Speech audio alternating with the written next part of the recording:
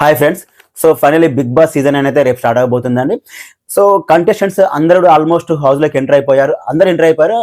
Contestants సంబంధించిన total shooting అయితే complete అయిపోయింది. ఎంతమంది కంటెస్టెంట్స్ వెళ్ళారు, అలాగే అగ్ని పరీక్ష షో నుంచి ఎంతమంది వెళ్ళారు, వాళ్ళ వాళ్ళ నేమ్స్, అలాగే వెళ్ళిన సెలబ్రిటీస్ నేమ్స్ విత్ ఫొటోస్ చూసుకుందాం.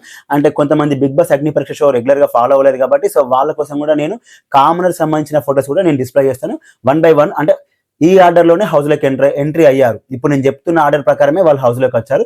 ఫస్ట్ వచ్చేసి తనుజ గౌడ, సీరియల్ యాక్ట్రెస్ అండి. అండ్ అది కాకుండా కుకింగ్ విత్ జాతిరత్నాలు అనే షో మా టీవీలో వచ్చింది. సో ఇందులో కూడా ఈమె పార్టిసిపేట్ చేసింది. సో తనుజ గౌడ ఈమె అయితే ఫస్ట్ కంటెస్టెంట్ హౌస్లోకి వెళ్ళింది. అండ్ నెక్స్ట్ వచ్చేసి భరణి శంకర్ ఓల్డ్ సీరియల్స్లో ఇతను విలన్గా చేశాడు. నాగబాబు గారికి చాలా దగ్గరగా ఉంటాడు. నాగబాబు గారితో సన్నిహితుడు ఇతను చాలా. సో సీరియల్స్లో ఒకప్పుడు ఫేమస్ విలన్ అండి. సో ఇతను కూడా బిగ్ బాస్ హౌస్లో సెకండ్ కంటెస్టెంట్గా ఎంటర్ అయ్యాడు. అండ్ నెక్స్ట్ వచ్చేసి జబర్దస్త్ ఇమ్మాన్యుయల్, మీకు చెప్పాల్సిన అవసరం లేదు, అందరికీ తెలుసు, జబర్దస్త్లో ఫుల్ ఫేమస్ అతను. సో ఇతను థర్డ్ కంటెస్టెంట్.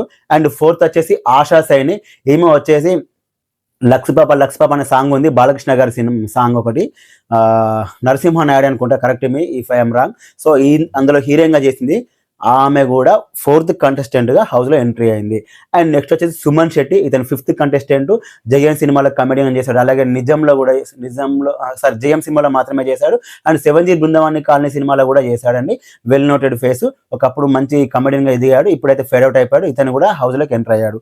అండ్ నెక్స్ట్ వచ్చేసి సంజన గార్లాని, ఈమె వచ్చేసి బుజ్జిగాడు సినిమాలో సెకండ్ హీరోయిన్గా చేసింది.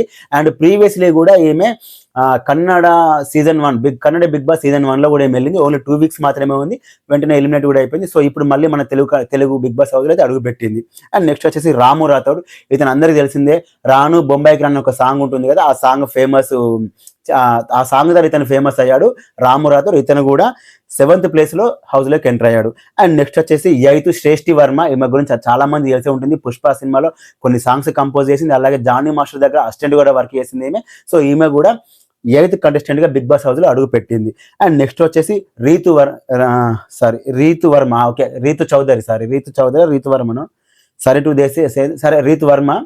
చౌదరి, ఈమె మీకు అందరికి తెలిసిన సెలబ్రిటీనే, చాలా మంది తెలుసు. గత 2 సీజన్స్ నుంచి ఈమె వస్తుందని చెప్పి తెగ హడావిడి జరిగింది. సో ఫైనల్లీ ఇప్పుడైతే ఈమె హౌస్లో అడుగు పెట్టింది. 9th కంటెస్టెంట్గా ఏమో హౌస్లో అయితే అడుగు పెట్టడం జరిగింది. ఇక ఈ 9 మంది సెలబ్రిటీస్ కేటగిరీలో వస్తే రిమైనింగ్ 5 మెంబర్స్ మాత్రం కామనర్స్ కేటగిరీలో వచ్చారు. వాళ్ళు ఎవరైనా కూడా చూద్దాం. ఇందులో కామనర్స్ కేటగిరీలో 10th కంటెస్టెంట్గా అండ్ కామనర్స్ కేటగిరీలో ఫస్ట్ కంటెస్టెంట్గా వెళ్ళింది ఎవరు అంటే mask man Harish. So finally mask man Harish అయితే బిగ్ బాస్ సీజన్ 9లో ఉన్నాడండి. హౌస్లోకి ఆల్రెడీ ఎంటర్ అయిపోయాడు. మాస్క్ మ్యాన్ హరీష్ ఫ్యాన్స్ ఎవరైనా ఉంటే ఇక్కడ నుంచి చూసుకోండి. అంటే ఇప్పటి వరకు రికార్డెడ్ షో జరిగింది అగ్ని పరీక్ష ద్వారా. ఇప్పుడు టోటల్ లైవ్ ఉంటుంది కాబట్టి వీళ్ళ ట్రూ కలర్స్ అన్ని బయటకు వస్తాయి, చూద్దాం. ఐ హోప్ మంచి కంటెంట్ ఇవ్వాలని కోరుకుంటున్నా. అండ్ నెక్స్ట్ వచ్చేసి దమ్ము శ్రీజ, యాజ్ యూజువల్గా ఫస్ట్ కన్ఫర్మ్ కంటెస్టెంట్ ఎవరైనా ఉన్నారంటే యునానిమస్గా అందరు చెప్పే పేరు ఏంటంటే ఖచ్చితంగా దమ్ము శ్రీజనే.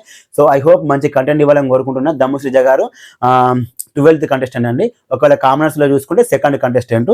అండ్ నెక్స్ట్ వచ్చేసి మనీష్ మర్యాద, ఇతను కూడా ఫైనల్లీ బిగ్ బాస్ హౌస్లో అడుగు పెట్టాడండి. మంచి ఇంటెలిజెంట్, స్మార్ట్, జడ్జెస్ కొంచెం ఓవర్ స్మార్ట్ అన్నప్పటికీ కూడా సో ఫైనల్లీ అయితే మర్యాద మనీష్ అయితే హౌస్లో అడుగు పెట్టాడు. కామన్ మ్యాన్ కేటగిరీలో 3rd పర్సన్, ఓవరాల్గా అయితే సెలబ్రిటీస్ కేటగిరీలోకి వస్తే 12th పర్సన్గా అయితే హౌస్లో అడుగు పెట్టాడు.